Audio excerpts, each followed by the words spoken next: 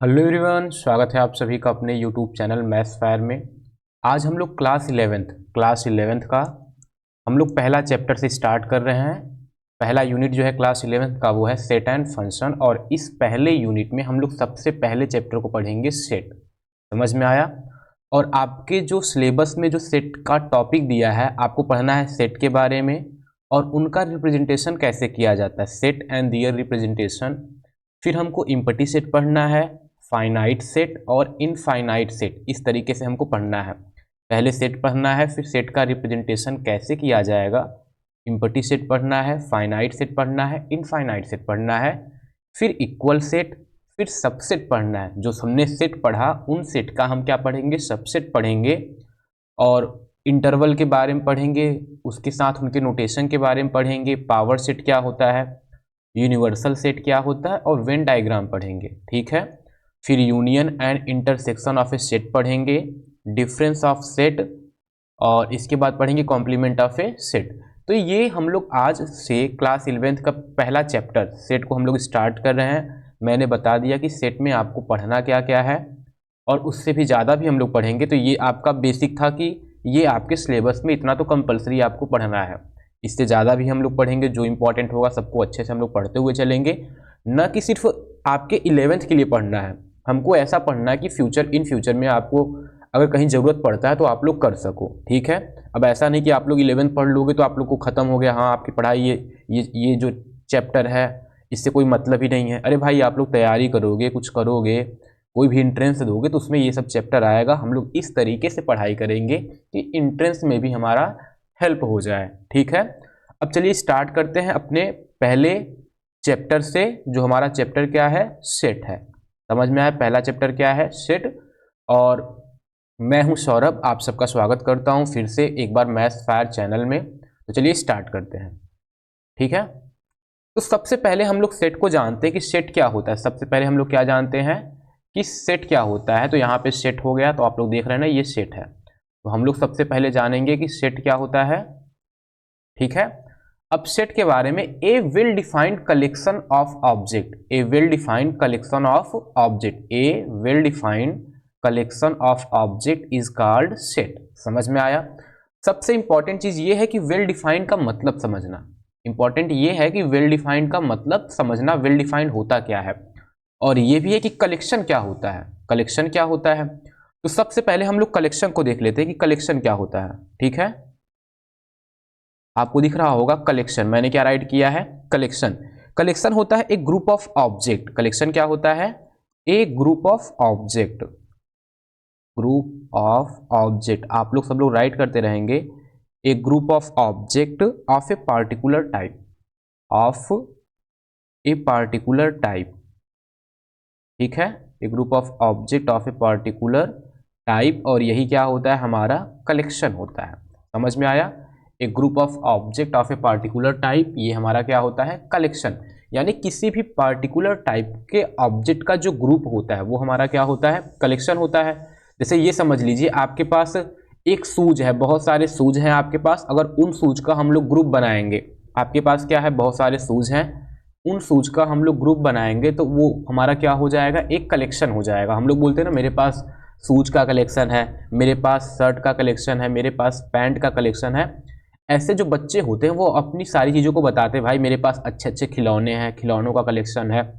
तो वो एक ग्रुप ऑफ ऑब्जेक्ट है, और वो जो ऑब्जेक्ट है पार्टिकुलर टाइप का है। कैसा है, पार्टिकुलर टाइप का, खिलौनों का कलेक्शन है, इस तरीके से है। या फिर ये बोलेगा मेरे पास पेन का कलेक्शन है, पेंसिल का कलेक्शन है। तो देखिए, आप लोग जब छोटे होंगे तो आपके पास क्या होता होगा, आपके अंदर ये रहता होगा कि मुझे इस टाइप का पेंसिल लेना है, इस टाइप का पेन लेना है। लिखना पढ़ना भले कुछ ना करें आप लोग, लेकिन ये क्यूरियोसिटी होती थी ना, मतलब मन में होता था कि हम लोग किस तरीके के सामान को इकट्ठा कर लें, अपना कलेक्शन कैसे बना लें।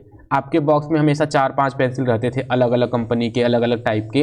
तो वो हमारा क्या था, कलेक्शन। और कलेक्शन का जो डिफिनेशन है आपको याद रखना होगा, एक group of object of a particular type. किसी भी पार्टिकुलर टाइप के जो ऑब्जेक्ट का ग्रुप होता है वही हमारा क्या होता है, कलेक्शन होता है। फिर हम लोग आ जाते हैं अपने सेट पे। ठीक है। किस पे आ जाते हैं, सेट पे आ जाते हैं कि हमारा सेट क्या होता है। तो सेट का डिफिनेशन आपके सामने राइट किया गया है। सेट का डिफिनेशन आपके सामने है, a well defined collection of object is a called set. A well defined collection, अब देखिए यहाँ पे आ गया कि well defined collection, well defined collection of an object. अब देखिए क्या होगा कि वेल डिफाइंड का मतलब, जैसे मेरी आपसे बात हो रही है तो वेल डिफाइंड का मतलब ये होगा कि जो आप बोलो मैं वो समझूं। जैसे आप बोलोगे कि मेरे पास 5 वो नटराज पेंसिल का कलेक्शन है, तो मैं समझ गया कि नटराज पेंसिल है। किस किस टाइप का है ये समझ में नहीं आया। जैसे आप ये बोलो कि मेरे पास क्या है, कुछ नंबर हैं, वो नंबर तो है, हाँ चलो कुछ नंबर हैं जो 10 से छोटे हैं और वो नंबर नेचुरल नंबर हैं, उनका कलेक्शन है मेरे पास। तो ये जो कलेक्शन होगा, देखो मैंने क्या बोला, आपने क्या बोला कि मेरे पास कुछ नंबर हैं और वो नंबर नेचुरल नंबर है। कैसे नंबर है? नेचुरल,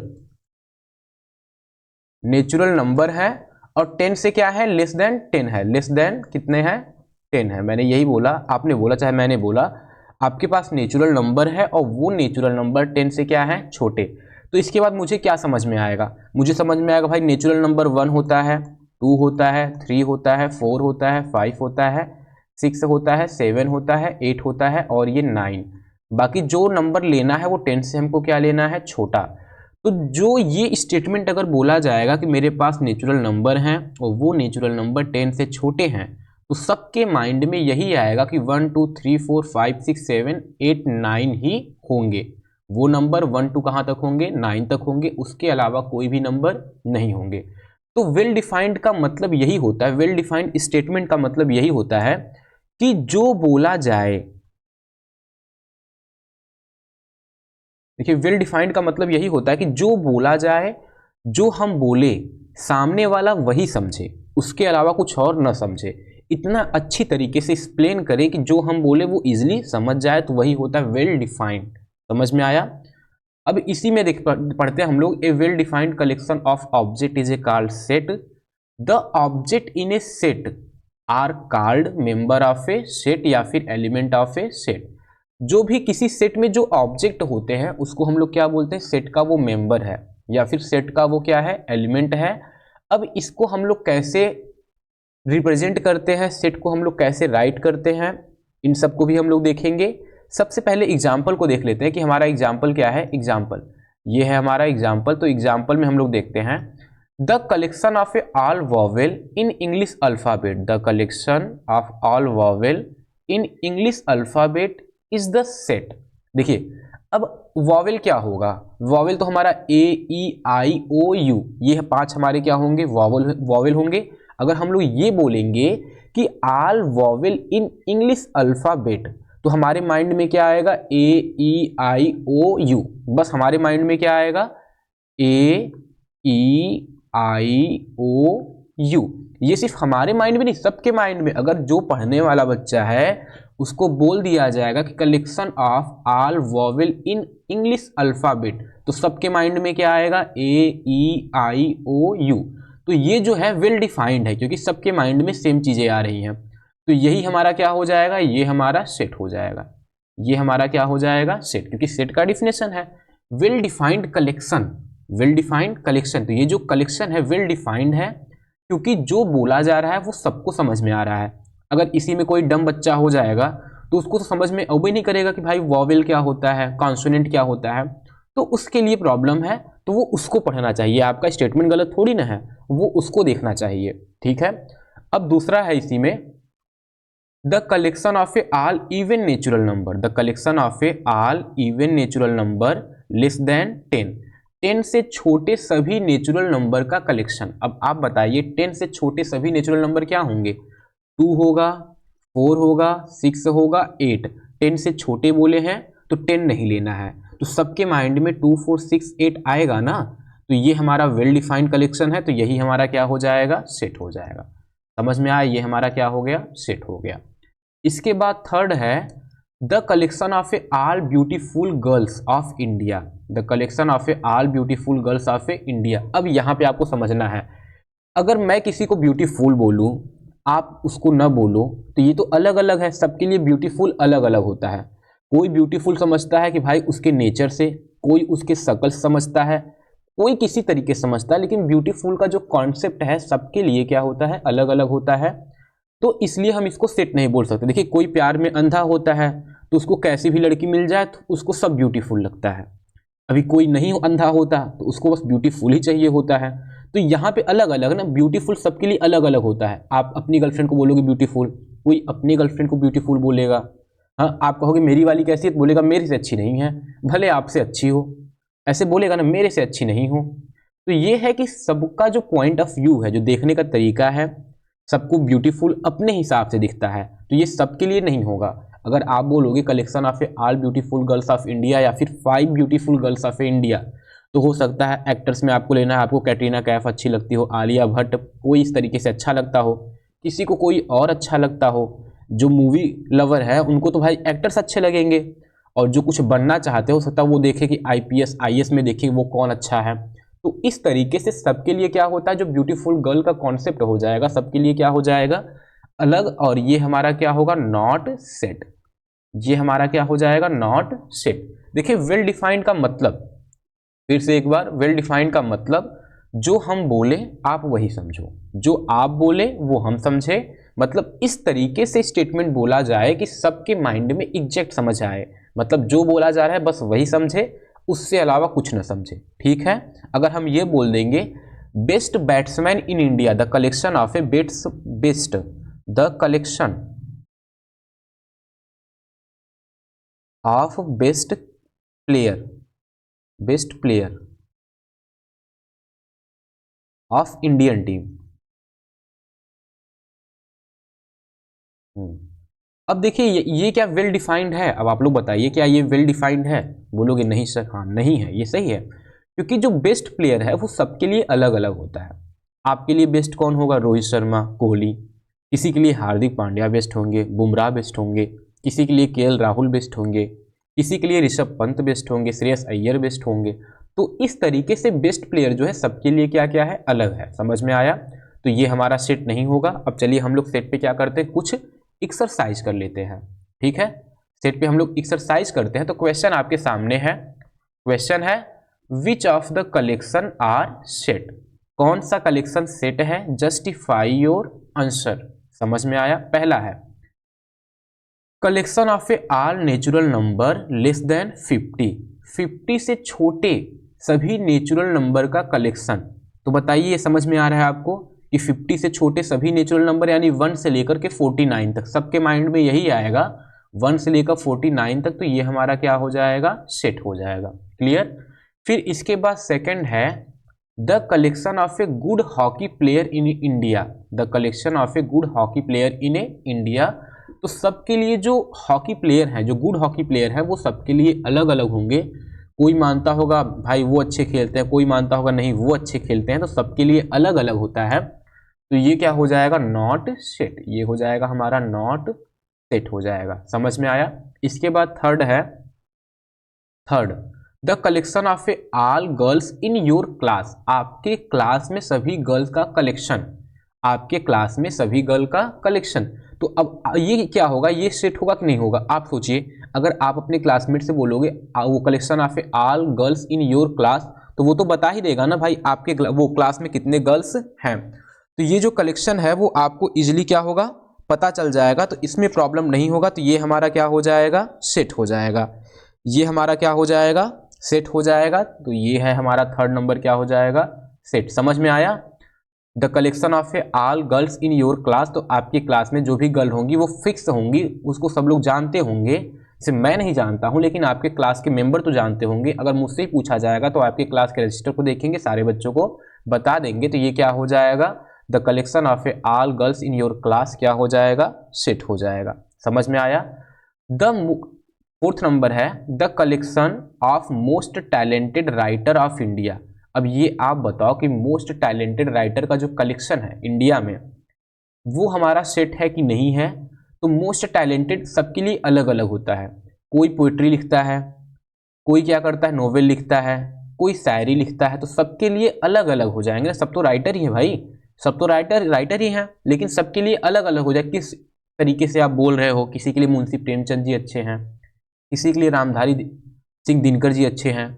तो ऐसे सबके लिए अलग अलग हैं। तो ये भी हमारा क्या हो जाएगा, नॉट सेट। ये हमारा क्या हो जाएगा, नॉट सेट। फिर 5 नंबर है the collection of difficult topic in mathematics. Mathematics में डिफिकल्ट टॉपिक का कलेक्शन। अब आप बताओ, आप टेंथ में थे, आपको सकता है सरफेस एरिया वॉल्यूम समझ में ना आता हो, किसी को प्रोबेबिलिटी न समझ में आता हो, किसी को स्टैटिस्टिक न समझ में आता हो, किसी को क्वाड्रेटिक इक्वेशन न समझ में आता हो। तो सबके लिए जो डिफिकल्ट टॉपिक होता है वो क्या होता है, अलग अलग होता है, सबके लिए सेम नहीं होता है। तो जो डिफिकल्ट टॉपिक का कलेक्शन होगा वो हमारा क्या होगा, नॉट सेट होगा। क्लियर एवरीवन, सबको समझ में आ गया होगा बहुत अच्छे से। A collection of a novels written by Munshi Premchand. Munshi Premchand द्वारा लिखा गया नोवेल का कलेक्शन। अब देखो, अगर आपको सर्च कर, आपको तो पता नहीं होगा, मुझे भी नहीं पता है, लेकिन हम लोग तो ये तो पता कर सकते हैं मुंशी प्रेमचंद जी ने कितना नोवेल लिखा है, उसका कलेक्शन करेंगे तो वो हमारा क्या हो जाएगा, सेट हो जाएगा। वो हमारा क्या हो जाएगा, सेट। क्योंकि अगर मुंशी प्रेमचंद का वो नोवेल का कलेक्शन बोला जाएगा तो बस वही सोचना है, हमको उससे ज़्यादा कुछ नहीं सोचना है, बस मुंशी प्रेमचंद का नोवेल का कलेक्शन। अब हमको याद है, आपको याद है, ना है तो कोई बात नहीं, लेकिन समझ में तो आ गया कि अगर पता होता तो जितने मुंशी प्रेमचंद जी के नोवेल के कलेक्शन है वो हमारा क्या होता, सेट होता। ठीक है, ये हो जाएगा। फिर इसके बाद बोला है the collection of a all prime integer.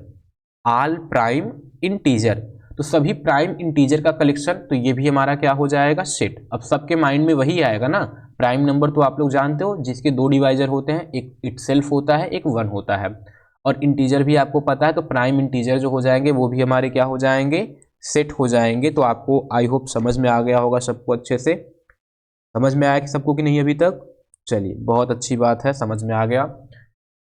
फिर 8 नंबर है the collection of a all month of year beginning with letter जे।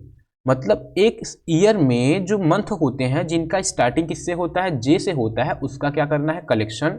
तो कलेक्शन में हमारा क्या आ जाएगा, पहले जनवरी आ जाएगा, फरवरी तो होगा नहीं, मार्च तो होगा नहीं, अप्रैल तो होगा नहीं, मई तो नहीं होगा, फिर जून होगा, फिर क्या होगा, जुलाई होगा, फिर अगस्त, सितंबर, अक्टूबर, नवंबर, दिसंबर। तो यही 3 हमारे जो मंथ हैं जो जे से स्टार्ट होते हैं, और यही हमारे क्या हो जाएंगे, कलेक्शन है, और ये कलेक्शन हमारा क्या है, सेट है। समझ में आया, ये कलेक्शन हमारा क्या है, सेट है। इसके बाद 9 नंबर है the collection of all state in Indian union. Indian union में मतलब इंडिया में जो सभी स्टेट का कलेक्शन, तो सबके माइंड में वही आएगा, कोई ऐसा थोड़ी ना है इंडिया स्टेट में बाकी, वो इंडियन यूनियन में पाकिस्तान को ऐड कर देगा, अफगानिस्तान को ऐड कर देगा, यूएसए को ऐड कर देगा, यूएई को ऐड कर देगा, ऐसा कुछ नहीं किया जाएगा ना भाई। बस हम लोग क्या करेंगे, स्टार्ट से करेंगे जम्मू कश्मीर, इस तरीके से जो 28 29 है उस तरीके से सबको हम लोग क्या कर देंगे, राइट कर देंगे, तो वो क्या हो जाएगा, हमारा सेट हो जाएगा, वो हमारा क्या हो जाएगा, सेट। तो आई होप आपको सेट के बारे में समझ में आ गया होगा, वेल डिफाइंड का मतलब समझ में आ गया होगा। मैंने क्वेश्चन करा दिए, 3-4 क्वेश्चन तो ऊपर करा दिए, फिर 9 क्वेश्चन मैंने यहाँ पे करा दिए, ये कितना क्वेश्चन हो गया, 9 क्वेश्चन करा दिया, तो आपको ये आ गया, सेट समझ में आ गया। ठीक है, अब हम लोग पढ़ते हैं कि सेट का रिप्रेजेंटेशन कैसे किया जाएगा। जैसे ऐसे हर बार तो लिखा नहीं जाएगा ना, a collection of a all natural number less than 50, तो उसको राइट कैसे करेंगे, तो वो हम लोग देखते हैं। तो क्या पढ़ेंगे, how to describe a set. हम लोग सेट को डिस्क्राइब कैसे करते हैं, समझ में आया। तो पहला है हाउ टू डिस्क्राइब सेट। अब इसको 2 तरीके से करते हैं, पहला और ये होता है दूसरा। एक होता है रोस्टर फॉर्म, क्या होता है, रोस्टर फॉर्म, ठीक, और दूसरा होता है set builder, set builder form. अब देखो रोस्टर फॉर्म को हम लोग एक और फॉर्म बोलते हैं, रोस्टर फॉर्म बोल दें या फिर टेबुलर फॉर्म बोल दें, और ये क्या होता है, सेट बिल्डर फॉर्म। तो आप लोग फिर चलिए आगे स्लाइड पे चलते हैं। हाँ, तो पहला है रोस्टर फॉर्म, पहला क्या है, रोस्टर या फिर टेबुलर फॉर्म, रोस्टर फॉर्म या फिर टेबुलर फॉर्म, और दूसरा होता है सेट बिल्डर फॉर्म। समझ में आया, पहला क्या होता है, रोस्टर फॉर्म, और दूसरा होता है सेट बिल्डर फॉर्म होता है। क्लियर एवरीवन, बहुत ही अच्छा था। तो पहला जो हम लोग रोस्टर फॉर्म का डिफिनेशन देखते हैं, in roster form we list all number of a set.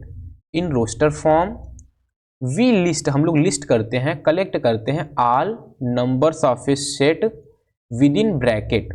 और ब्रैकेट कैसा रहना चाहिए, करली ब्रैकेट, ब्रैकेट कैसा रहना चाहिए, करली bracket and separate them by comma, और उनको अलग अलग उनको क्या करते हैं, सेपरेट करते हैं कॉमा लगा के। समझ में आ गया। जैसे यहाँ पे एग्जाम्पल में देखते हैं, पहला एग्जाम्पल से आपको समझ में आ जाएगा कि a set of a all factor of a 24, a set of a all factor of a 24। तो 24 का फैक्टर क्या होगा, पहले इसको देख लेते हैं।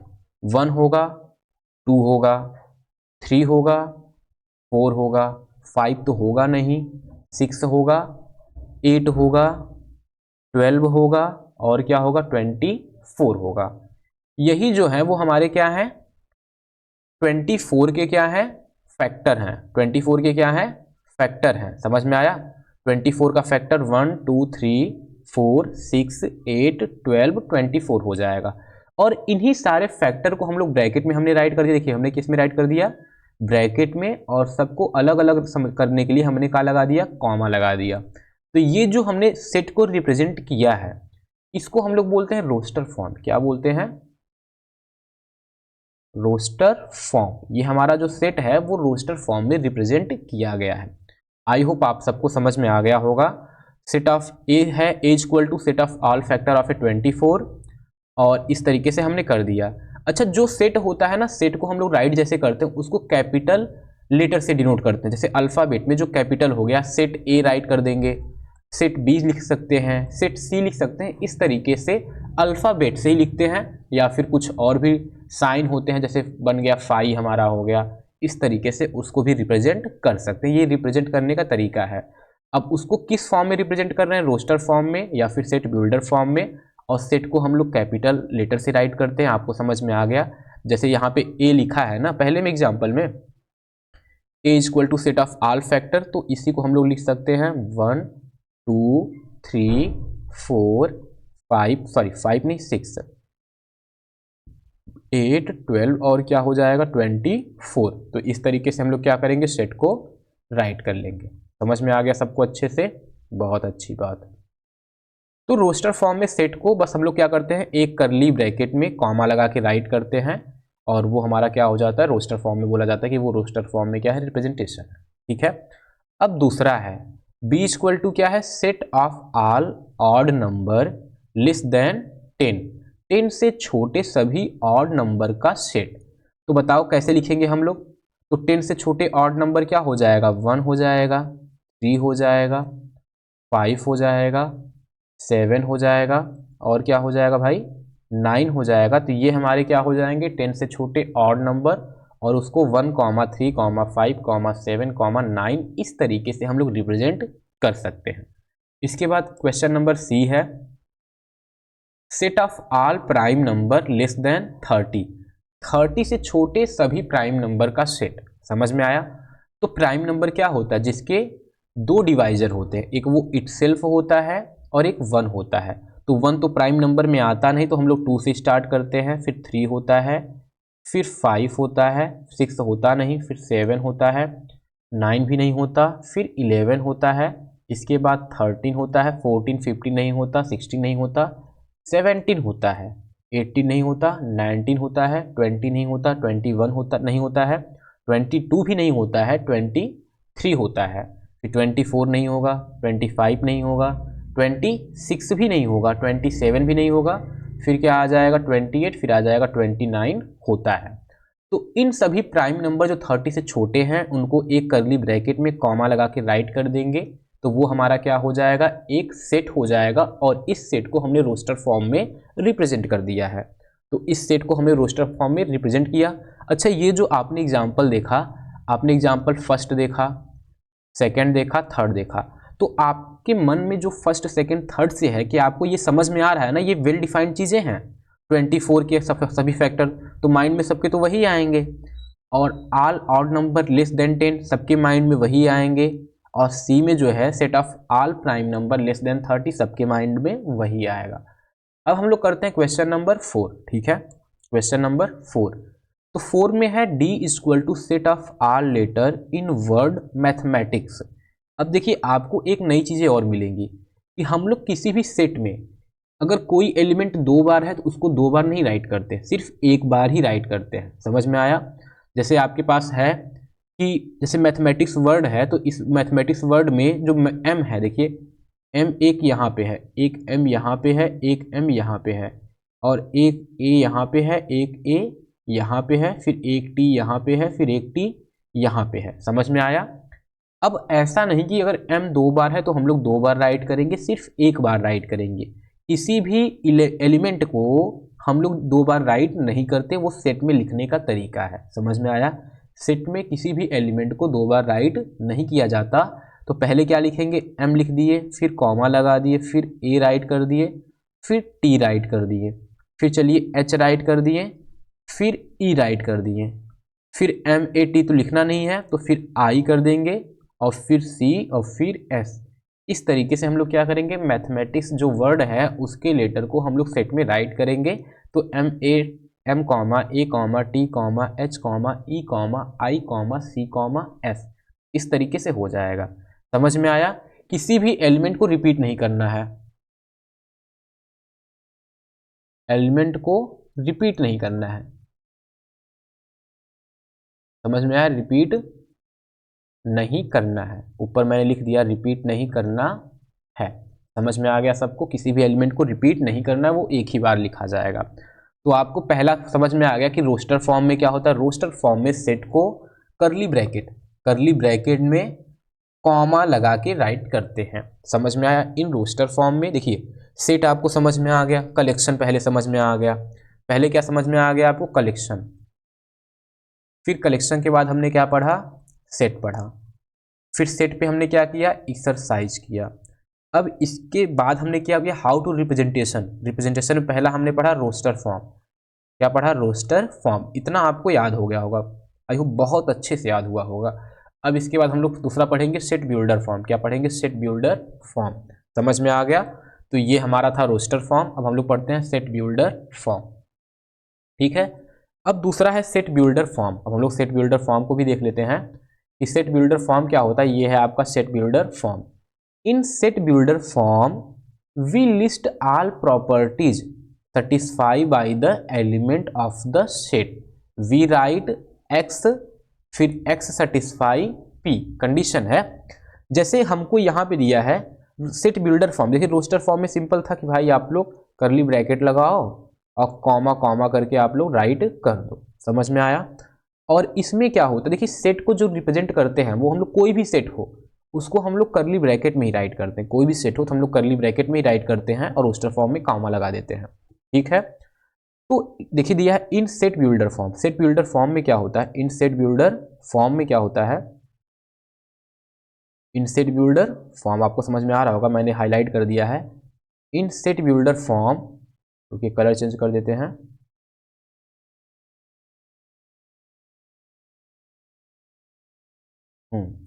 In set builder form we list the properties. हम लोग क्या करते हैं, लिस्ट करते हैं, राइट करते हैं प्रॉपर्टीज। इसको राइट करते हैं प्रॉपर्टीज को जो सेटिस्फाई करे all the element of a set. जो सेट के सभी एलिमेंट को क्या करे, सेटिस्फाई। ऐसा कोई प्रॉपर्टी लिखिए जो सेट के सभी एलिमेंट को क्या करे, सेटिस्फाई करे। और हम लोग राइट कैसे करते हैं, वी राइट, जैसे कोई सेट हो गया तो एक्स लिख देते हैं और फिर x की प्रॉपर्टी के बारे में, जो सेट है उसके प्रॉपर्टी के बारे में राइट कर देते हैं। जैसे यहाँ पे एग्जाम्पल से समझते हैं, हम लोग क्या समझते हैं, एग्जाम्पल से समझते हैं। हम लोग एग्जाम्पल समझते हैं। तो पहला एग्जाम्पल है we write the set A. हम लोग क्या करते हैं, we write the set A है। अब इसको सेट बिल्डर फॉर्म में राइट करना है। तो पहले हम लोग लिखेंगे ए इक्वल टू, फिर करली ब्रैकेट लगाएंगे। फिर जैसे यहाँ पे देखिए, यहाँ पे दिया है ना कि x लिखना है तो x राइट करेंगे, फिर इस तरीके से लगाएंगे। फिर x क्या है, x is a natural number, x is natural number कर सकते हैं, x इज नेचुरल नंबर ना। x क्या हो गया, नेचुरल नंबर। और ये जो नेचुरल नंबर है, जो x है वो लेस देन क्या हो जाएगा, 8। x जो है वो लेस देन क्या हो जाएगा, 8 कर सकते हैं। समझ में आया? तो ये जो है सेट बिल्डर फॉर्म में राइट कर दिया गया। या फिर इसी को आप लोग अगर x ना लो तो जरूरी थोड़ी ना कि हर बार x लो, कोई अल्फ़ाबेट ले लो, आप लोग ले लो n, ले लो n। फिर इस तरीके से n is natural number, n is natural number. और जो n है वो लेस देन क्या है, 8 है, n जो है वो लेस देन क्या है 8 है। तो ये हो गया हमारा सेट बिल्डर फॉर्म में। ये किस फॉर्म में हो गया, सेट बिल्डर फॉर्म में हमने इसको राइट कर लिया। समझ में आया आपको, बहुत अच्छे समझ में आ गया होगा। और जो ऊपर वाला है, देखिए ऊपर वाला किस फॉर्म में है, ये जो लिखा है वो किस फॉर्म में है, रोस्टर फॉर्म। ये जो आपका रिजल्ट है वो किस फॉर्म में राइट किया गया है, रोस्टर फॉर्म में राइट किया गया है। और जो मैंने नीचे राइट किया है a equal to x, x is a natural number, x less than 8, ये हमारा किस फॉर्म में है, सेट बिल्डर फॉर्म में। अब सेकंड एग्जांपल आप लोग बताओ कमेंट बॉक्स में कि राइट सेट b, और b इक्वल टू क्या है 1 2 4 7 14 28। तो अब बताइए, अब इसका क्या हो जाएगा, अब तो हम लोग b लिखेंगे पहले। ये जो नंबर है आपको समझना पड़ेगा, हर बार थोड़ी तुरंत आपको पता चल जाएगा कि 1 2 4 है, फिर 7 है, फिर 14 है, फिर 28।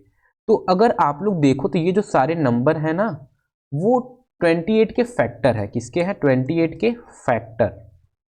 देखिए 28 का फैक्टर क्या होगा, 28 किससे किससे डिवाइड होगा, 1 से होगा, 2 से होगा, 4 से होगा, 7 से होगा, 14 से होगा, और ये किससे होगा, 28 से होगा ना। तो यहाँ पे क्या लिखेंगे, x, फिर इस तरीके से x इज फैक्टर, प्रॉपर्टी यही होगा ना, x is a factor of 28। तो ये हो गया हमारा सेट बिल्डर फॉर्म में, हमने इसको राइट कर दिया। और जो ऊपर था वो किस फॉर्म में था, रोस्टर फॉर्म में। ये जो है वो किस फॉर्म में है, रोस्टर फॉर्म में, हमने राइट कर दिया सेट बिल्डर फॉर्म में। अब इसके बाद सी वाला आप लोग बताओ, write the set C equal to कितना है 2 4 8 16 32 in the set builder form में हमको क्या करना है, राइट करना है। तो आप बताओ, पहले 2 है, फिर 4 है, फिर 8 है, फिर 16 है, फिर क्या है 32 है। अब आप लोग बताते क्यों नहीं भाई, अब बोलोगे सर ये 32 का जो है फैक्टर है, नहीं भाई 32 का अगर फैक्टर होता तो 1 तो होता ना, 1 तो जरूर होता, 1 तो है नहीं। तो आप लोग बताओ 2 4 6 8 16 32 क्या होगा, समझ में आया, आप लोग बताइए, ट्राई करिए अच्छे सब लोग, तो आप लोग बता लेंगे, बहुत ही ईजी है, आप लोग ईजिली इसको बता सकते हैं। समझ में आया, आप लोग इसको ईजिली बताएंगे।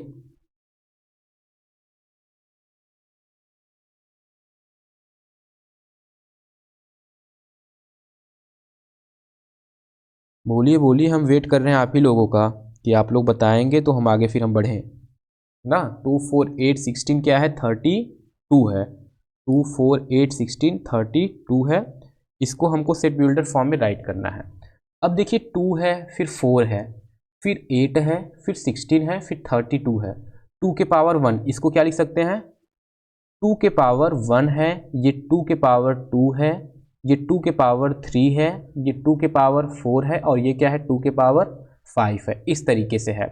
तो यहाँ पे हम लोग लिख सकते हैं c इक्वल टू, ब्रैकेट में यहाँ पे x लिख लें, क्या लिख लें, x लिख लें, x ही लिख सकते हैं, या फिर x ना लिख करके 2 के पावर 1 राइट कर दो, 2 के पावर x राइट कर दो, 2 के पावर x राइट कर सकते हैं। और x की प्रॉपर्टी क्या होगा, x इक्वल टू 1 2 3 4 5 होना चाहिए।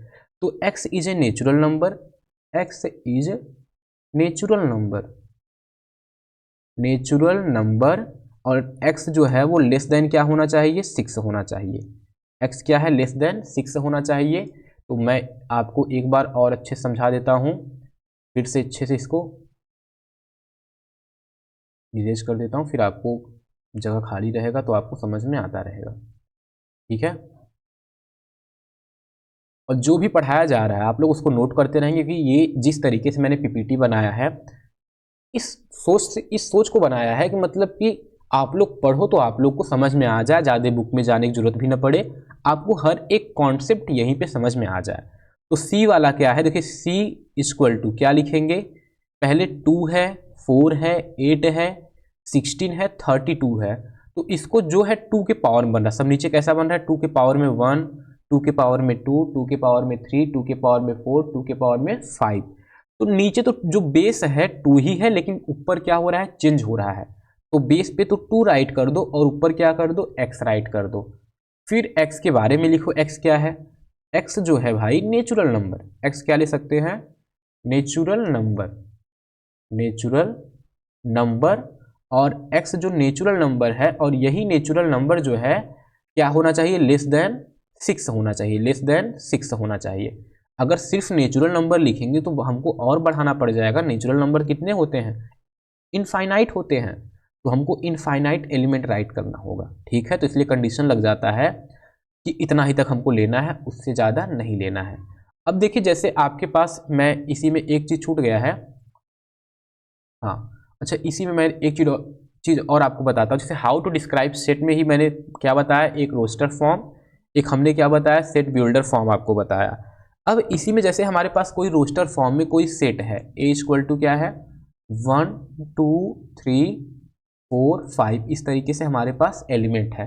तो हम ये बोल सकते हैं कि जो 1 है ना, वो सेट ए से बिलोंग करता है। ये जो मैंने एप्सिलॉन लिखा है उसका मतलब बिलोंग, क्या होता है, बिलोंग टू। 1 जो है 1 बिलोंग टू 8, 1 जो है 8 ए से बिलोंग करता है या फिर सेट ए का एलिमेंट है। 2 जो है ऐसा बिलोंग टू क्या हो जाएगा, सेट ए, मतलब 2 जो है सेट ए का एलिमेंट है, सेट ए से बिलोंग करता है। 3 जो है सेट ए से बिलोंग करता है। 4 जो है सेट ए से बिलोंग करता है। 5 जो भी है वो सेट ए से क्या करता है, बिलोंग करता है। अगर ये बोले 7 क्या सेट ए से बिलोंग करता है, तो आप लोग बोलोगे नहीं, मतलब ऐसा बिलोंग बना के कट कर दो, बिलोंग नहीं करता है। इसको बोलेंगे नॉट बिलोंग टू, क्या बोलेंगे, नॉट बिलोंग टू। मैं बोल रहा हूँ ना, इस तरीके से बताऊंगा कि आपको कोई भी प्रॉब्लम नहीं होगा। आप लोग बस वीडियो को देखते रहिए, आपको हर एक चीज़ अच्छे से समझ में आ जाएगी, आप लोग बोर भी नहीं होंगे। फुल एनर्जेटिक होकर बताया जाएगा, घबराइए नहीं आप लोग बहुत अच्छे से पढ़ाई करोगे, और आई होप सब लोग मन लगा के पढ़ाई करोगे, सबको समझ में आएगा। अब देखिए इसी में मान लीजिए जो एलिमेंट है 1 2 3 4 5 ही है।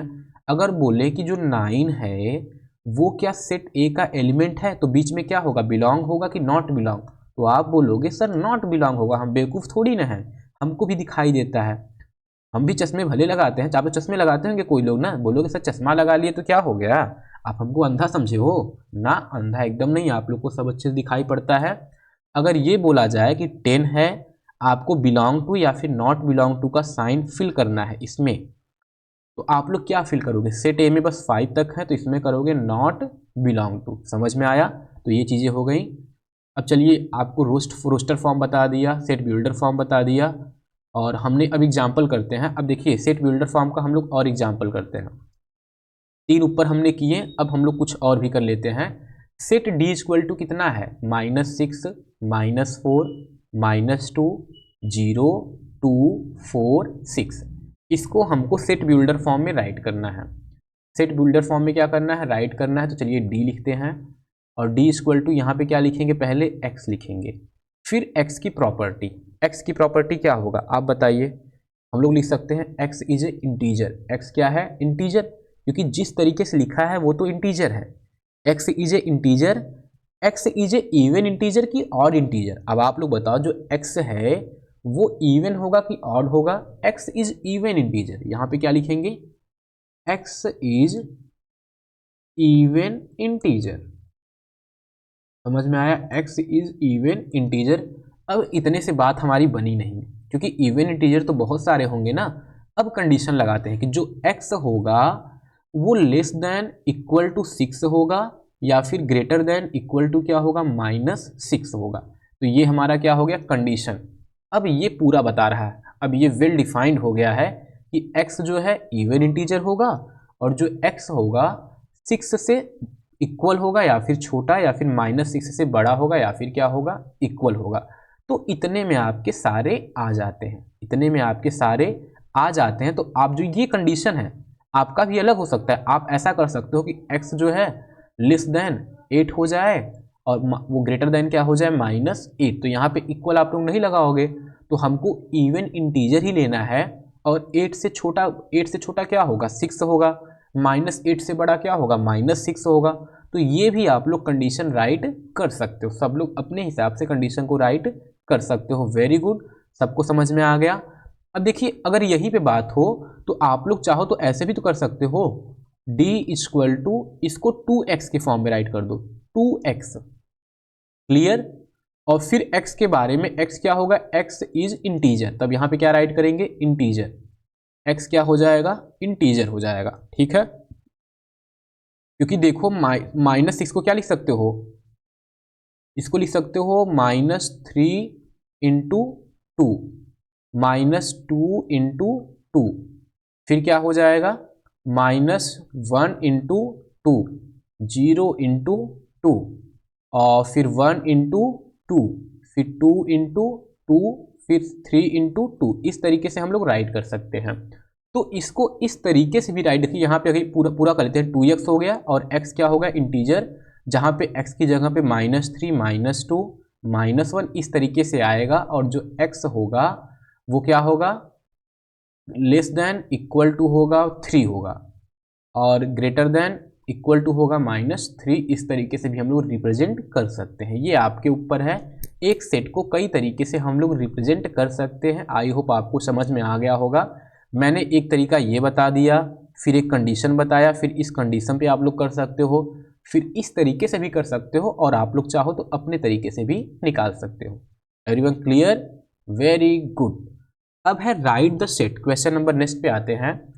राइट द सेट बी जो है, जो बी हमारा है इसको ध्यान से देख लिए, बी जो है 1 है, फिर कॉमा 1/2 है, कॉमा 1/3 है, कॉमा 1/4 है, कॉमा 1 क्या है, 5 है। इस तरीके से है।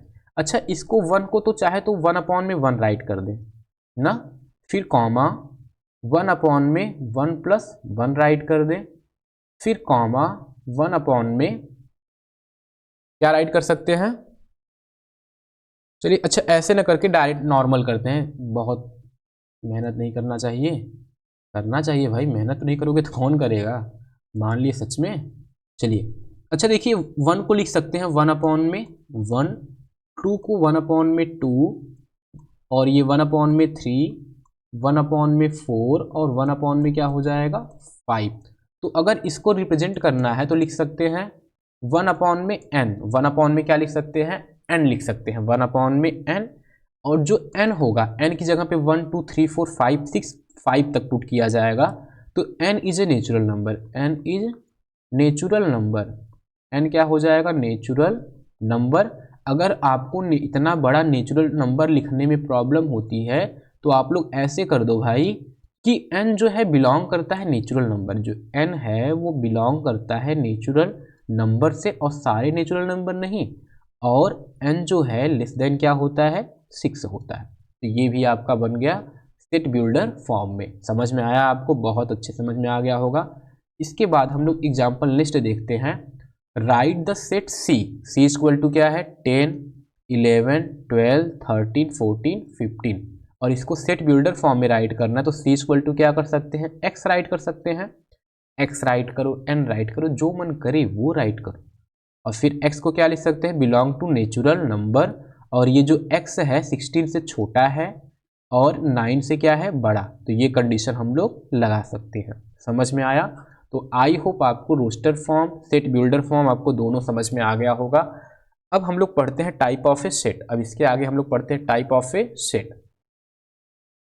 तो देखिए पहला टाइप ऑफ ए सेट क्या होता है, टाइप ऑफ ए सेट। देखिए अब सेट के टाइप भी तो पढ़ने भाई। हमने पहले से क्या पढ़ा, सबसे पहले हमने कलेक्शन पढ़ा। सबसे पहले क्या पढ़ा, कलेक्शन। फिर हमने क्या पढ़ा, सेट पढ़ा। फिर रिप्रेजेंटेशन पढ़ा। समझ में आया, रिप्रेजेंटेशन हमने पढ़ा। फिर हमने क्या पढ़ा, उसका पहला फॉर्म रोस्टर। फिर हमने क्या पढ़ा, दूसरा set builder, set builder form. समझ में आया? अब इसके बाद हम लोग पढ़ेंगे टाइप ऑफ ए सेट। अब यहाँ से देखिए ध्यान लगाइएगा, इतना आपको समझ में आ गया होगा, आगे भी समझेंगे। सबसे पहला होता है इम्पटी सेट। इम्पटी मतलब खाली, इम्पटी मतलब खाली, सेट, सेट मतलब समझ में आ गया, सेट। अब खाली सेट क्या होगा, जिसमें कोई एलिमेंट ना हो। इम्पटी सेट मतलब जिसमें कोई एलिमेंट ना हो। A set is a set to be, a set देखिए, a set is a set to be empty और नल। एक सेट को हम लोग क्या बोलते हैं, इम्पटी बोल दें, या फिर नल सेट बोले, या फिर वॉइड सेट बोले। अब देखिए इम्पटी सेट का नाम आपको निकल के आ गया। इम्पटी सेट को हम लोग क्या बोल सकते हैं, नल सेट बोल सकते हैं। नल बोल सकते हैं, वॉइड सेट बोल सकते हैं। एम्प्टी सेट को नल सेट भी और वॉइड सेट बोल सकते हैं अगर if it has a no element, if it has a no element, अगर इसके पास कोई एलिमेंट न हो। समझ में आया? एम्प्टी सेट क्या होता है? ऐसा सेट जिसके पास कोई एलिमेंट ना हो, तो वो हमारा क्या हो जाएगा? Empty set. और एम्प्टी सेट को फाई से डिनोट करते हैं। किससे डिनोट करते हैं? फाई से डिनोट करें, या फिर सिर्फ हम लोग करली ब्रैकेट लगा दें, उसमें कोई एलिमेंट ना लिखें, तो ये क्या हो जाएगा? एम्प्टी सेट को फाई से डिनोट करना है, या फिर ब्रैकेट लगा दो और एलिमेंट मत राइट करो, कुछ मत राइट करो, तो वो हमारा क्या हो जाएगा? Empty set.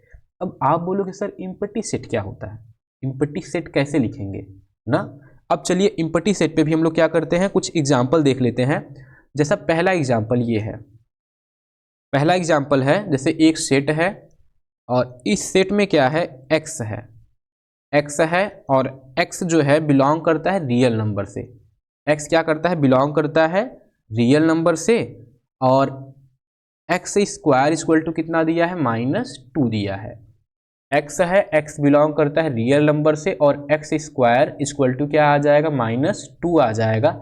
अब रियल नंबर आप लोग जानते हो ना भाई, जिसको हम लोग नंबर लाइन पे रिप्रेजेंट कर ले, जिसको हम लोग नंबर लाइन पे रिप्रेजेंट कर सके, वही हमारा क्या होता है? Real number. चाहे डेसिमल में हो, चाहे फ्रैक्शन में हो, चाहे जैसे हो, वो हमारा क्या होता है? Real number. जैसा बेटवा कैसा भी हो, चाहे जैसा हो, है तो हमारा बेटवा, वैसे वहीं पर भी है कि रियल नंबर हो चाहे जैसा हो, बस उसको नंबर लाइन पे रिप्रेजेंट कर लें, तो वो हमारा क्या होगा? Real number.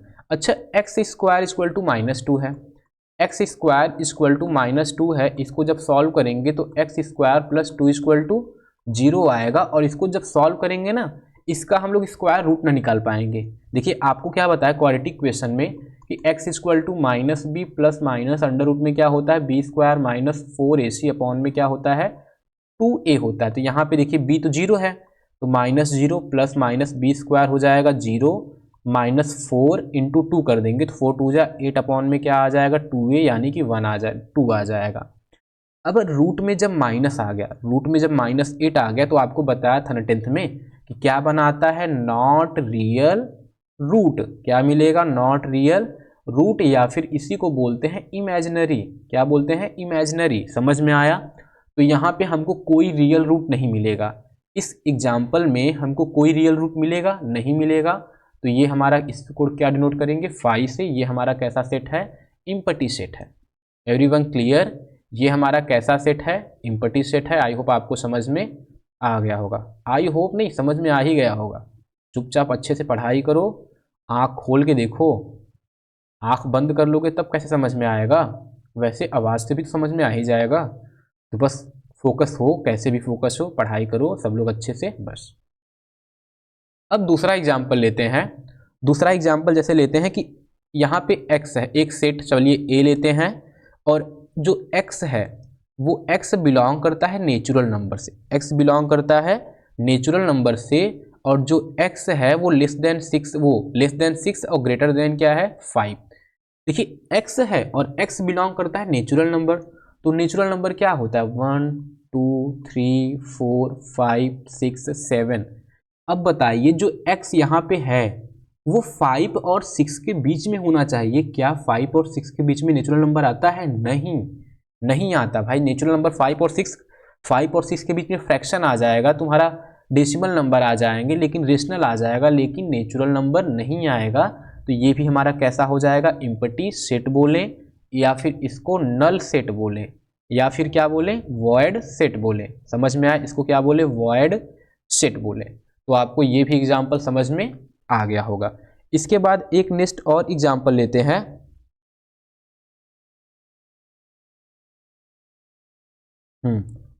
द सेट, एक हमारा सेट है, सेट ए इक्वल टू दिया है, आप लोग देखिए सेट ए दिया है, फिर x है, फिर x के बारे में दिया है, x is even number greater than 2, x is an even number greater than 2 is, हाँ हाँ इसको पढ़ लेते हैं। x दिया है और x is even number, x क्या है? Is even number, even number, x is even number, x क्या है? इवन नंबर है। नहीं, ये सेट एग्जाम्पल नहीं, कोई और लेते हैं, ठीक है, कोई और लेते हैं। जैसे हम लोग एक सेट और ले लेते हैं कि ए है, 1 सेकेंड राइट तो हो जाए यार, एक ए है और इसमें एक्स है, और इसके बाद दिया है कि एक्स स्क्वायर प्लस 5x प्लस 6 इक्वल टू क्या है, 0 है। x है, और चलिए x के बारे में लिख देते हैं कि x इज ए क्या हो जाएगा, imaginary number. x is not real root, not real number, real number. और फिर आपको एक इक्वेशन दिया है x स्क्वायर, एक लाइन में लिखेंगे तो ज़्यादा आपको समझ में आएगा ना, लेकिन समझने लायक तो आप लोग हो ही गए हो, समझ तो आ ही रहा होगा। a है, फिर है x, फिर x के बारे में x इज इमेजिनरी नंबर या फिर x is not real number, not real number. फिर कंडीशन दिया है एक्स स्क्वायर प्लस 5x प्लस 6 इक्वल टू 0। अब बताओ जब आप लोग इसको फैक्टराइज करोगे तो x की वैल्यू क्या मिलेगा, इसको फैक्टराइज करेंगे तो x square plus 3x plus 2x plus 6 हो जाएगा इक्वल टू 0। तो एक ब्रैकेट में x प्लस 3, एक ब्रैकेट में x प्लस 2 इक्वल टू 0, तो x इक्वल टू क्या आएगा, -3 एंड -2 आ जाएगा। तो जो -3 और -2 हैं वो हमारे रियल नंबर हैं, लेकिन ये बोला है कि x जो है रियल नंबर ना हो, तो ये जो हमारा सेट होगा वो क्या हो जाएगा, इम्पटी सेट। समझ में आई बात आप लोगों?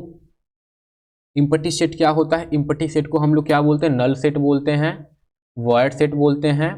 और कोई सेट इम्पटी तभी होगा जब उसके अंदर कोई भी एलिमेंट न राइट किए गए हों, और इसको डिनोट करते हैं फाई से या फिर सिर्फ ब्रैकेट लगा के डिनोट करते हैं। तो आई होप समझ में आया क्या ना, पब्लिक को समझ में आया, समझ आया? बोलो भाई हाँ, कमेंट कर दिया करो। वीडियो चाहे आप बाद में देखो चाहे पहले, लेकिन कमेंट जरूर किया करो, ठीक है। अब इसके बाद हम लोग दूसरे टाइप पे आते हैं। दूसरा होता है सिंगलटन सेट। अब दूसरा जो है वो है सिंगलटन सेट।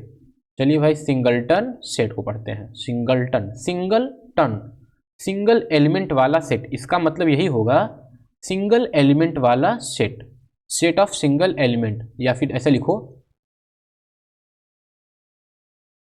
सिंगल एलिमेंट वाला सेट, लिख दो आप लोग, सिंगल एलिमेंट वाला सेट कर दो, ठीक है। तो ये आपको समझ में आ गया सिंगलटन सेट। ऐसा सेट जिसमें सिर्फ एक सिंगल एलिमेंट हो उसको हम लोग क्या बोलते हैं, सिंगलटन सेट बोलते हैं। ऐसा सेट जिसमें सिर्फ एक एलिमेंट हो, इस set containing of a single element is a called singleton set हो जाएगा। समझ में आया? एकदम अच्छे से आया ना जी, बहुत अच्छी बात, आपको समझ में आ गया। अब देखो इसको रिप्रेजेंट, जैसे मान लो एक सेट है उसमें सिर्फ 1 है तो वहाँ पे 1 राइट कर देंगे, और दूसरा सेट है उसमें सिर्फ एक एलिमेंट 2 है तो 2 राइट कर देंगे, एक सेट है उसमें x है तो x राइट कर देंगे। तो ये सब क्या दिखाता है, सिंगल एलिमेंट वाले सेट को डिफाइन करता है। समझ में आया? ये क्या है, सिंगल एलिमेंट वाले सेट हैं। अब इस पे हम लोग एग्जाम्पल भी लेते हैं क्योंकि एग्जाम्पल समझना ही है ना। तो एक सेट है, एक सेट हम लोग ए लेते हैं, जैसे सेट बिल्डर फॉर्म में लेते हैं। एक सेट ए है और वो x दिया है, और x is a natural number. क्या है, x is a natural number, और जो x है वो 6 से छोटा और 4 से क्या है, बड़ा। तो बताओ कौन सा एलिमेंट होगा हमारा x? तो हमारा x क्या होगा, सिर्फ 5 होगा। क्या होगा, 5। और यही क्या है, सिंगलटन सेट हो जाएगा। क्या हो जाएगा, सिंगलटन सेट। समझ में आया सबको? क्या पब्लिक क्या बोलती भाई, समझ में आ गया? अब दूसरा है, जैसे a इक्वल टू है x है, मान लीजिए x जो है बिलोंग करता है इंटीजर से, x is integer, x is क्या हो जाएगा, इंटीजर। अब ये इंटीजर जो है x जो है वो 1 से तो छोटा है लेकिन -1 से क्या है, बड़ा है। तो कौन सा इंटीजर होगा हमारा, सिर्फ 0 होगा। तो ये हमारा क्या हो जाएगा, सिंगलटन सेट। Singleton set. एक चीज़ें आपको और बता दें, अगर किसी ब्रैकेट में 0 लिखा है तो इसका मतलब ये नहीं समझना है कि ये क्या है, इम्पटी।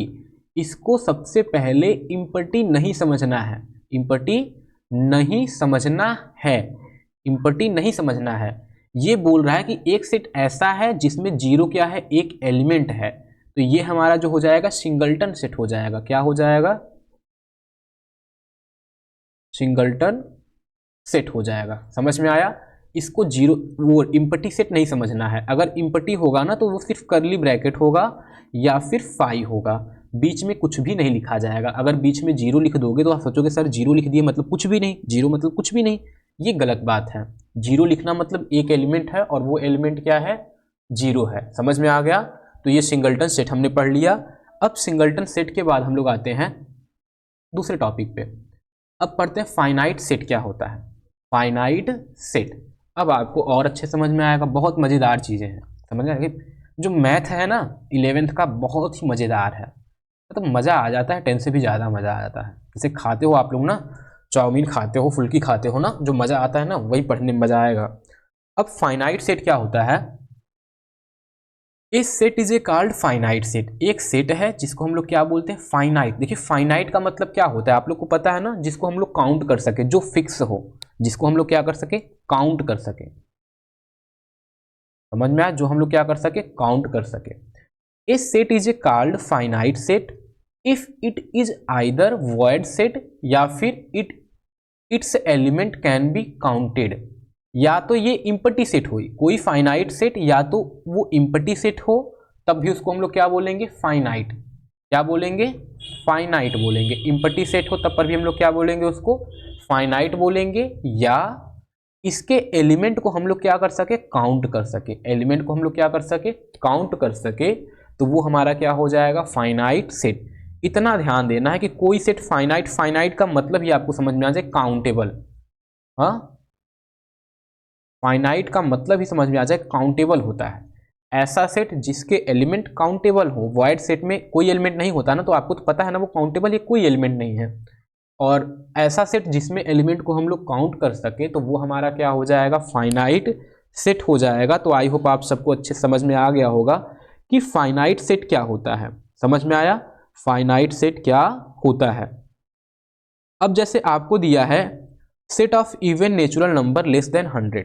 यहाँ पे मैं राइट कर रहा हूँ, एक ए है और ये लिखा है set of even natural number. Set of even natural number, even natural number less then 100, less than 100। अब बताओ क्या आप लोग इसको लिस्टिंग कर सकते हो, काउंट कर सकते हो? बोलोगे हाँ सर, हम इतने डम तो है नहीं जो काउंट ना कर सके। तो नेचुरल नंबर जो 100 से छोटे होंगे, तो पहला क्या होगा? लिस्ट करना होगा अगर रोस्टर फॉर्म में, तो 2 4 6 8 10, फिर डॉट डॉट डॉट करते जाएंगे, बहुत डॉट डॉट डॉट करते जाएंगे, लास्ट में क्या लिखेंगे भैया? 98। समझ में आया? तो ये जो है ये काउंटेबल है। ऐसा थोड़ी ना है कि भाई बहुत इनफाइनाइट चला गया, हम लोग गिन ही नहीं सकते। तो ये क्या है? काउंटेबल है।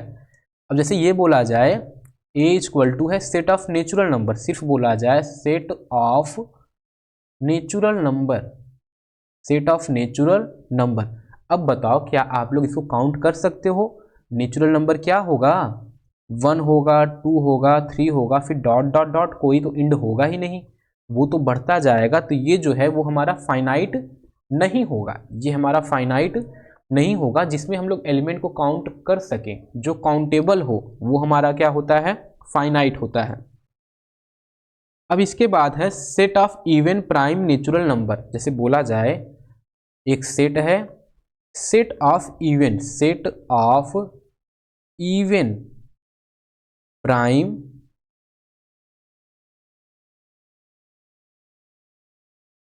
Natural number. अब आप लोग बताओ set of even prime natural number है सेट की नहीं? अब बताओ इवन प्राइम नेचुरल नंबर भाई बहुत ज़्यादा आएगा। आपका जो नेचुरल नंबर इनफाइनाइट तक है वो भी इनफाइनाइट तक जाएगा, तो ये भी हमारा सेट नहीं होगा। अगर आपके सामने आ जाए set of all person on the earth, जैसे ये है क्या है? Set of all person on earth, तो ये काउंटेबल है कि नहीं है? काउंटेबल है, बस नंबर जो है बड़े हैं, लेकिन सभी पर्सन जो अर्थ पे हैं वो उसको हम लोग क्या कर सकते हैं? काउंट कर सकते हैं। तो ये हमारा सेट होगा। ये हमारा सेट होगा। तो आई होप आपको अच्छे समझ में आ गया। मैं इरेज कर लेता हूँ, इरेज करके फिर और भी एग्जाम्पल लेते हैं।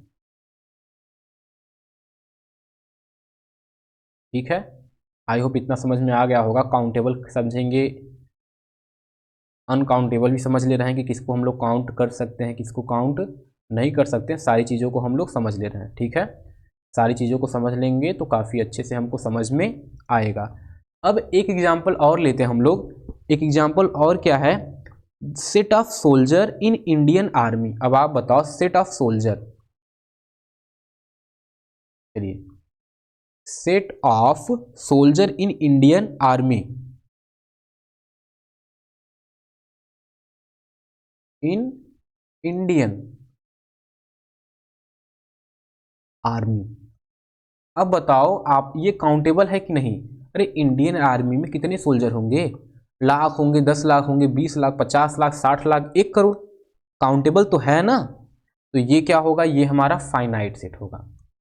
ये क्या होगा? फाइनाइट सेट होगा। समझ में आया? ये क्या हो जाएगा? फाइनाइट सेट हो जाएगा। तो इस तरीके से आपको समझ में आ गया। समझ में आया फाइनाइट सेट। अब आते हैं इसी में कार्डिनल नंबर। किस पे आते हैं? Cardinal number. फाइनाइट सेट समझ में आ गया आपको। अब इसी के बाद हम लोग आते हैं कार्डिनल नंबर। क्या होता है कार्डिनल नंबर? क्या होता है उसको समझ लेते हैं। Cardinal number of a finite set. Cardinal number मतलब जैसे हमारे पास एक सेट है, सेट ए इक्वल टू क्या है? ए लिखा है, बी लिखा है, सी लिखा है, डी लिखा है, ई लिखा है। ठीक है, तो कार्डिनल नंबर क्या बताता है कि उस सेट में कितने एलिमेंट हैं, उस सेट में कितने एलिमेंट हैं, काउंटिंग करता है। तो इसी सेट ए का जो कार्डिनल नंबर यानी एन ए लिखेंगे। अब इस सेट में कितने एलिमेंट हैं? 1 2 3 4 5। तो एन इक्वल टू कितना हो जाएगा? 5 हो जाएगा। तो कार्डिनल नंबर समझ में आ गया। कार्डिनल नंबर क्या बताता है? Number of a element in a set. Cardinal number is a said number of a element in a set. How many element in the set? तो ये कार्डिनल नंबर क्या हो जाएगा? The number N in the above definition is a called cardinal number. किसी भी set में कितने element हैं, किसी भी डिफिनेशन में कितने एलिमेंट हैं, वही हमारा क्या होता है? कार्डिनल नंबर होता है। जैसे मैं एक सेट ए है, 1 है, 2 है, डॉट डॉट डॉट कहाँ तक है? 100 तक। तो इसमें कितने कितने एलिमेंट हैं? एन इक्वल टू कितना आ जाएगा? 100। तो ये क्या हो जाएगा? Cardinal number. कार्डिनल नंबर बताता है नंबर ऑफ एलिमेंट। क्या बताता है? Number of a element. कितने एलिमेंट हैं in set. Number of a element in set, ये क्या बताता है? कार्डिनल नंबर बताता है। तो समझ में आया कार्डिनल नंबर क्या होगा। कोई भी आपको सेट दिया रहेगा, उसका कार्डिनल नंबर निकालना। जैसे आपके सामने एक सेट है, ए इक्वल टू है 1 और 1 का स्क्वायर, फिर 4 है, फिर 9 है, फिर 16 है, फिर 25 है, फिर इसके बाद है 36 है, फिर 49 है, फिर इस तरीके से बस 49 तक ही चलिए। तो इसमें इसका कार्डिनल नंबर कितना हो जाएगा? 1 2 1 2 3 4 5 6 7। 7 एलिमेंट है, तो एन ए इक्वल टू कितना हो जाएगा? 7। तो इसका कार्डिनल नंबर कितना हो जाएगा? 7। आई होप आपको समझ में आ गया होगा। ठीक है, आपको समझ में आ गया होगा कि कार्डिनल नंबर क्या होता है? Number of element in a set. जो नंबर ऑफ एलिमेंट के बारे में बताता है कि वो सेट में कितने एलिमेंट हैं, वो हमारा क्या होता है? कार्डिनल नंबर होता है। वो हमारा क्या होता है? Cardinal number. और आप सबको इतना अच्छे से समझ में आ गया, बहुत अच्छी बात है। पढ़ने लिखने वाले बच्चे को समझ में नहीं आएगा तो भाई इसको समझ में आएगा। हाँ, जो घूमता है उसको समझ में आएगा। समझ में तो आप ही को आना है। अब इसके बाद इनफाइनाइट सेट। ये क्या है? Infinite set. समझ में आया। अब आपने फाइनाइट पढ़ा, अब इसके बाद इनफाइनाइट क्या होगा? ऐसा सेट जिसमें हम लोग एलिमेंट को काउंट नहीं कर सकते, अनकाउंटेबल। तो यहाँ पे क्या लिखेंगे? अनकाउंटेबल। अनकाउंटेबल, ऐसा सेट जिसमें जो एलिमेंट है वो क्या हो? अनकाउंटेबल हो। तो वो क्या हो जाएगा? हमारा इनफाइनाइट सेट। डिफिनेशन है a set whose element can not be counted, या फिर a set whose element uncountable या फिर कैन नॉट बी काउंटेड हम लोग लिख सकते हैं। तो ये क्या हो जाएगा? हमारा इनफाइनाइट सेट हो जाएगा। इनफाइनाइट सेट का definition set of natural number. Set of natural number, set of अच्छा ये बताओ, जो सेट ऑफ नेचुरल नंबर मैंने लिखा वो किस फॉर्म में है? वो किसी भी फॉर्म में नहीं है, बस वो स्टेटमेंट है। समझ में आया? अगर इसको रोस्टर फॉर्म में राइट करना होगा तो क्या राइट करेंगे? इस तरीके से 1 2 डॉट डॉट डॉट करके छोड़ देंगे। अगर किस फॉर्म में राइट करना होगा सेट बिल्डर फॉर्म में, तो एक्स लिखेंगे, x is natural number, x is a natural number, ये इस तरीके से। ये रोस्टर फॉर्म में, ये किस में हो गया? सेट बिल्डर फॉर्म में। ये बस स्टेटमेंट था। और यहाँ पे क्या लिखेंगे? Set of A even number, even natural number, ये भी लिख सकते हैं ना, set of even natural number, natural number, या फिर set of A prime number. इस तरीके से हम लोग इनफाइनाइट सेट को राइट कर सकते हैं। तो आज हमने आपको बता दिया कि इनफाइनाइट सेट क्या होता है, finite set, cardinal number, singleton set, empty set, void set, null set क्या होता है। समझ में आया? तो ये हो गया, आपको समझ में आ गया। अब इसके बाद हम लोग पढ़ते हैं इक्विवेलेंट सेट। इसके बाद क्या पढ़ते हैं? Equivalent set. क्या पढ़ते हैं? इक्विवेलेंट सेट क्या होता है। और इसके बाद क्या पढ़ेंगे? Equal set. इक्वल सेट क्या होता है? Equivalent set. और हम लोग क्या पढ़ेंगे? इक्वल सेट पढ़ेंगे। देखिए दिया है टू फाइनाइट सेट, दो फाइनाइट सेट ए और क्या है? बी हैं। वो दोनों इक्विवेलेंट बोले जाएंगे अगर उनका जो कार्डिनल नंबर क्या रहे? सेम रहे। जैसे हमारे पास एक सेट ए है 1 2 3 4, और एक सेट बी है, वो क्या है? A B C D. दोनों सेट का जो कार्डिनल नंबर एन ए कितना है भाई? 4 है, और एन बी कितना है? 4 है।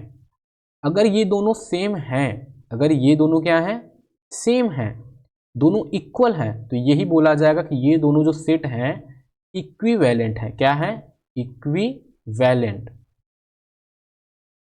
इक्विवेलेंट सेट है। समझ में आया?